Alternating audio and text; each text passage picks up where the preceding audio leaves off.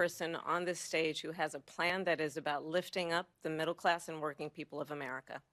I believe in the ambition, the aspirations, the dreams of the American people. And that is why I imagine and have actually a plan to build what I call an opportunity economy. Because here's the thing. We know that we have a shortage of homes and housing, and the cost of housing is too expensive for far too many people. We know that young families need support to raise their children, and I intend on extending a tax cut for those families of $6,000, which is the largest child tax credit that we have given in a long time, so that those young families can afford to buy a crib, buy a car seat, buy clothes for their children. My passion, one of them, is small businesses. My mother raised my sister and me, but there was a woman who helped raise us. We call her our second mother. She was a small business owner. I love our small businesses. My plan is to give a $50,000 tax deduction to start up small businesses, knowing they are part of the backbone of America's economy. My opponent, on the other hand, his plan is to do what he has done before, which is to provide a tax cut for billionaires and big corporations, which will result in $5 trillion to America's deficit. My opponent has a plan that I call the Trump's sales tax, which would be a 20% tax on everyday goods that you rely on to get through the month. Economists have said that that Trump sales tax would actually result for middle-class families in about $4,000 more a year because of his policies and his ideas about what should be the backs of middle-class people paying for tax cuts for billionaires. First of all, I have no sales tax. That's an incorrect statement. She knows that. We're doing tariffs on other countries. Other countries are going to finally, after 75 years, pay us back for all that we've done for the world. And the tariff will be substantial in some cases. I took in billions and billions of dollars, as you know, from China. In fact, they never took the tariff off because it was so much money they can't. It would totally destroy everything that they've set out to do. They're taking in billions of dollars from China and other places. They've left the tariffs on. When I had it, I had tariffs, and yet I had no inflation. Look, we've had a terrible economy because inflation which is really known as a country buster. It breaks up countries. We have inflation like very few people have ever seen before, probably the worst in our nation's history. We were at 21%, but that's being generous because many things are 50, 60, 70, and 80% higher than they were just a few years ago. This has been a disaster for people, for the middle class, but for every class. On top of that, we have millions of people pouring into our country from prisons and jails, from mental institutions and insane asylums, and they're coming in and they're taking jobs that are occupied right now by African Americans and Hispanics, and also unions. Unions are going to be affected very soon. And you see what's happening. You see what's happening with towns throughout the United States. You look at Springfield, Ohio. You look at Aurora in Colorado. They are taking over the towns. They're taking over buildings. They're going in violently. These are the people that Xi and Biden led into our country, and they're destroying our country. They're dangerous. They're at the highest level of criminality, and we have to get them out. We have to get them out fast. I created one of the greatest economies in the history of our country. I'll do it again and even better. Let's talk about what Donald Trump left us. Donald Trump left us the worst unemployment since the Great Depression. Donald Trump left us the worst public health epidemic in a century. Donald Trump left us the worst attack on our democracy since the Civil War. And what we have done is clean up Donald Trump's mess. What we have done and what I intend to do is build on what we know are the aspirations and the hopes of the American people. But I'm going to tell you all in this debate tonight, you're going to hear from the same old tired playbook, a bunch of lies, grievances, and name-calling. What you're going to hear tonight is a detailed and dangerous plan called Project 2025 that the former president intends on implementing if he were elected again.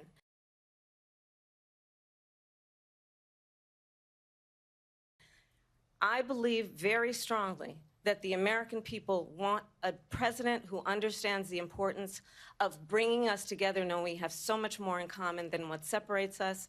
And I pledge to you to be a president for all Americans.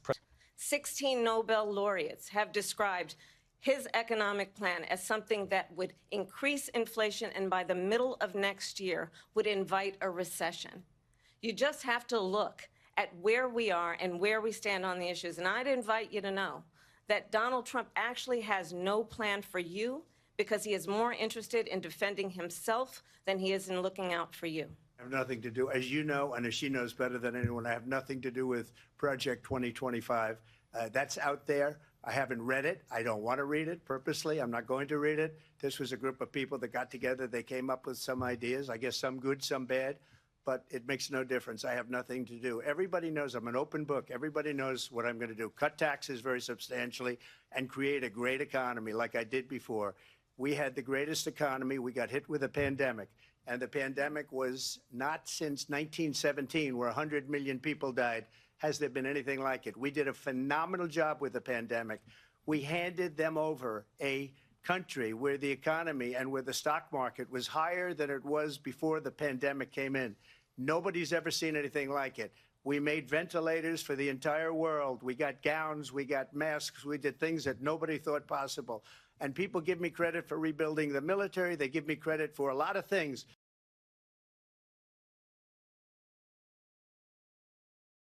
But not enough credit for the great job we did with the pandemic. But the only jobs they got were bounce back jobs. These were jobs bounce back, and it bounced back and it went to their benefit. But I was the one that created them. They know it, and so does everybody else. Vice President Harris, I'll let you respond. So Donald Trump has no plan for you. And when you look at his economic plan, it's all about tax breaks for the richest people. I am offering what I describe as an opportunity economy, and the best economists in our country, if not the world, have reviewed our relative plans for the future of America. What Goldman Sachs has said is that Donald Trump's plan would make the economy worse. Mine would strengthen the economy. What the Wharton School has said is Donald Trump's plan would actually explode the deficit. I went to the Wharton School of Finance, and many of those professors, the top professors, think my plan is a brilliant plan. It's a great plan. It's a plan that's going to bring up our worth, our value as a country. It's going to make people want to be able to go and work and create jobs and create a lot of good, solid money for our country. And just to finish off, she doesn't have a plan. She copied Biden's plan, and it's like 4 sentences, like run, spot, run. 4 sentences that are just, oh, we'll try and lower taxes. She doesn't have a plan. Take a look at her plan. She doesn't have a plan. Well, let's be clear that the Trump administration resulted in a trade deficit, one of the highest we've ever seen in the history of America. He invited trade wars. You want to talk about his deal with China? What he ended up doing is, under Donald Trump's presidency, he ended up selling American chips to China to help them improve and modernize their military, basically sold us out, when a policy about China should be in making sure the United States of America wins the competition for the 21st century, which means focusing on the details of what that requires, focusing on relationships with our allies, focusing on investing in American-based technology so that we win the race on AI, on quantum computing, focusing on what we need to do to support America's workforce so that we don't end up having, on the short end of the stick, in terms of workers' rights. But what Donald Trump did, let's talk about this, with COVID, is he actually thanked President Xi for what he did during COVID. Look at his tweet. Thank you, President Xi, exclamation point, when we know that Xi was responsible for lacking and not giving us transparency about the origins of COVID. President Trump, I'll let you respond. First of all, they bought their chips from Taiwan. We hardly make chips anymore because of philosophies like they have and policies like they have. I don't say her because she has no policy. Everything that she believed 3 years ago and 4 years ago is out the window. She's going to my philosophy now. In fact, I was going to send her a MAGA hat. She's gone to my philosophy. But if she ever got elected, she'd change it. And it will be the end of our country. She's a Marxist. Everybody knows she's a Marxist. Her father's a Marxist professor in economics, and he taught her well. But when you look at what she's done to our country, and when you look at these millions and millions of people that are pouring into our country monthly, where it's, I believe, 21 million people, not the 15 that people say, and I think it's a lot higher than the 21. That's bigger than New York State pouring in. And just look at what they're doing to our country. They're criminals. Many of these people coming in are criminals. And that's bad for our economy, too. You know, you mentioned before, we'll talk about immigration later. Well, bad immigration is the worst thing that can happen to our economy. They have, and she has, destroyed our country with policy that's insane. Almost policy that you'd say they have to hate our country. Well, the reason I'm doing that vote is because the plan is, as you know, the vote is, they have abortion in the 9th month. They even have, and you can look at the governor of West Virginia, the previous governor of West Virginia, not the current governor, who's doing an excellent job, but the governor before, he said the baby will be born and we will decide what to do with the baby. In other words, we'll execute the baby. And that's why I did that, because that predominates, because they're radical. The Democrats are radical in that. And her vice presidential pick, which I think was a horrible pick, by the way, for our country, because he is really out of it. But her vice presidential pick says abortion in the 9th month is absolutely fine. He also says execution after birth. It's execution, no longer abortion, because the baby is born, is okay. And that's not okay with me, hence the vote. But what I did is something for 52 years. They've been trying to get Roe v. Wade. Well, as I said, you're going to hear a bunch of lies, and that's not actually a surprising fact. Let's understand how we got here. Donald Trump hand-selected 3 members of the United States Supreme Court with the intention that they would undo the protections of Roe v. Wade.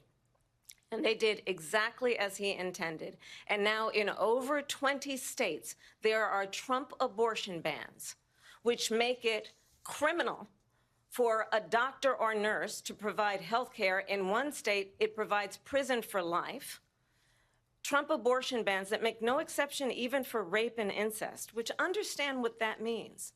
A survivor of a crime of violation to their body does not have the right to make a decision about what happens to their body next. That is immoral. And one does not have to abandon their faith or deeply held beliefs to agree. The government, and Donald Trump certainly, should not be telling a woman what to do with her body. I have talked with women around our country. You want to talk about this is what people wanted? Pregnant women who want to carry a pregnancy to term, suffering from a miscarriage, being denied care in an emergency room because the healthcare providers are afraid they might go to jail, and she's bleeding out in a car in the parking lot. She didn't want that. Her husband didn't want that.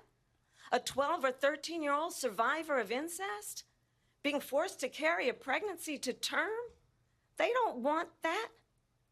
And I pledge to you, when Congress passes a bill to put back in place the protections of Roe v. Wade, as President of the United States, I will proudly sign it into law. But understand, if Donald Trump were to be reelected, he will sign a national abortion ban.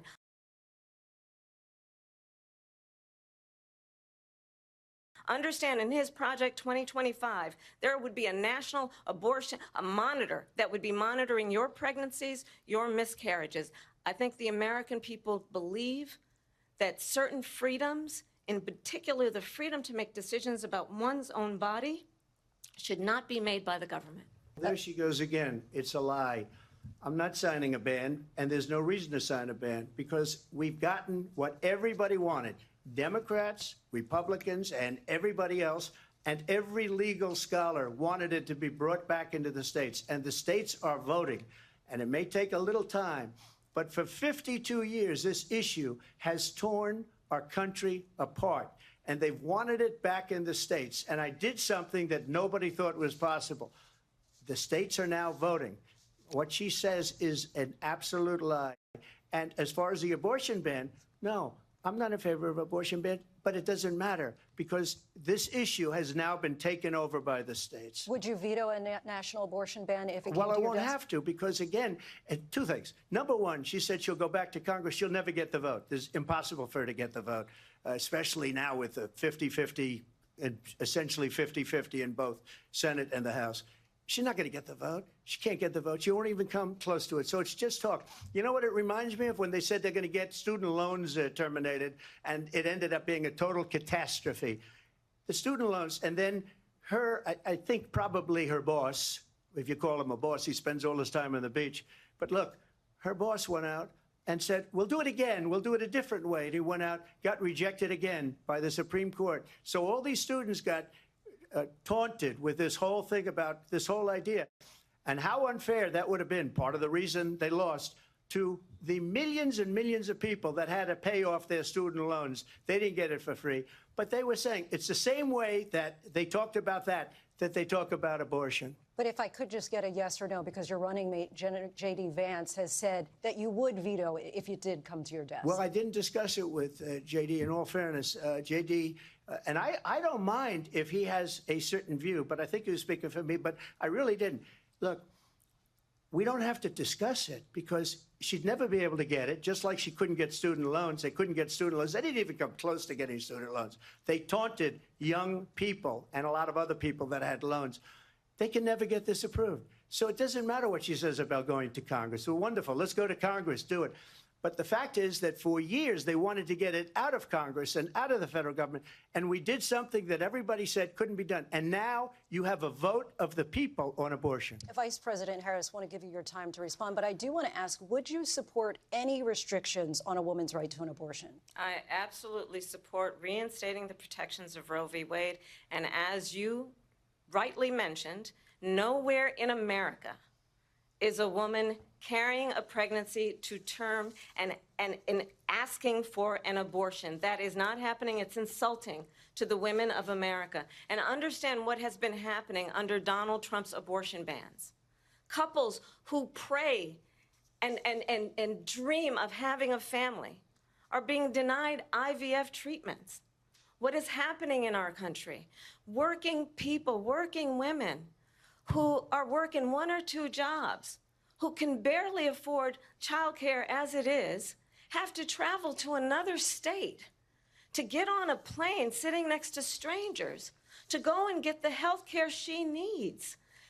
Barely can afford to do it, and what you are putting her through is unconscionable. And the people of America have not, the majority of Americans believe in a woman's right to make decisions about her own body, and that is why in every state where this issue has been on the ballot, in red and blue states both, the people of America have voted for freedom. Vice President Harris, Excuse me, I thank have you. to respond. Another lie. It's another lie. I have been a leader on IVF, which is fertilization. The IVF, I have been a leader. In fact, when they got a very negative decision on IVF from the Alabama courts, I saw the people of Alabama and the legislature 2 days later voted it in. I've been a leader on it. They know that, and everybody else knows it. I have been a leader on fertilization, IVF. And the other thing, you should ask, will she allow abortion in the 8th month, 9th month, 7th month? Come on. Okay, would you do that? Why don't you ask her that question? Why don't you answer That's the problem. question? Would you because veto? under Roe v. Wade, Answer the question, would you veto? You could do abortions in the 7th month, the 8th month, the 9th month, not true. and probably after birth. Just look at the governor, former governor of Virginia. The governor of Virginia said we put the baby aside and then we determine what we want to do with the baby. President Trump, thank you. We're going to turn now to immigration and border security. We know it's an issue that's important to Republicans, Democrats, voters across the board in this country. Vice President Harris, you were tasked by President Biden with getting to the root causes of migration from Central America. We know that illegal border crossings reached a record high in the Biden administration. This past June, President Biden imposed tough new asylum restrictions. We know the numbers since then have dropped significantly. But my question to you tonight is, why did the administration wait until 6 months before the election to act? And would you have done anything differently from President Biden on this? So I'm the only person on this stage who has prosecuted transnational criminal organizations for the trafficking of guns, drugs, and human beings. And let me say that the United States Congress, including some of the most conservative members of the United States Senate, came up with a border security bill which I supported. And that bill would have put 1,500 more border agents on the border to help those folks who are working there right now overtime, trying to do their job. It would have allowed us to stem the flow of fentanyl coming into the United States. I know there are so many families watching tonight who have been personally affected by the surge of fentanyl in our country. That bill would have put more resources to allow us to prosecute transnational criminal organizations for trafficking in guns, drugs, and human beings. But you know what happened to that bill? Donald Trump got on the phone, called up some folks in Congress, and said, kill the bill. And you know why? Because he'd prefer to run on a problem instead of fixing a problem. And understand, this comes at a time where the people of our country actually need a leader who engages in solutions, who actually addresses the problems at hand. But what we have in the former president is someone who would prefer to run on a problem instead of fixing a problem. And I'll tell you something, he's going to talk about immigration a lot tonight, even when it's not the subject that is being raised. And I'm going to actually do something really unusual, and I'm going to invite you to attend one of Donald Trump's rallies, because it's a really interesting thing to watch. You will see during the course of his rallies, he talks about fictional characters like Hannibal Lecter. He will talk about windmills cause cancer. And what you will also notice is that people start leaving his rallies early out of exhaustion and boredom. And I will tell you, the one thing you will not hear him talk about is you. You will not hear him talk about your needs, your dreams, and your desires. And I'll tell you, I believe you deserve a president who actually puts you first, and I pledge to you that I will. Vice President Harris, thank you. President Trump, on that point, I want to get your response. Well, I would like to respond. Let me just ask, though, why did you try to kill that bill, and successfully so? That would have put thousands of additional agents and officers on the border. First, let me respond as to the rallies.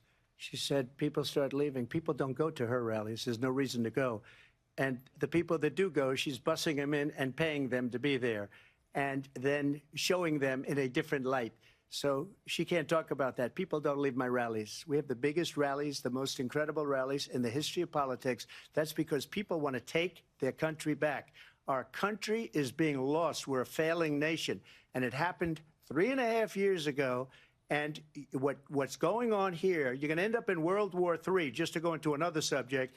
What they have done to our country by allowing these millions and millions of people to come into our country, and look at what's happening to the towns all over the United States. And a lot of towns don't want to talk. It's not going to be Aurora or Springfield. A lot of towns don't want to talk about it because they're so embarrassed by it. In Springfield, they're eating the dogs, the people that came in. They're eating the cats. They're eating the pets of the people that live there. And this is what's happening in our country, and it's a shame. As far as rallies are concerned, as far as the reason they go is they like what I say. They want to bring our country back. They want to make America great again. It's a very simple phrase, make America great again. She's destroying this country, and if she becomes president, this country doesn't have a chance of success.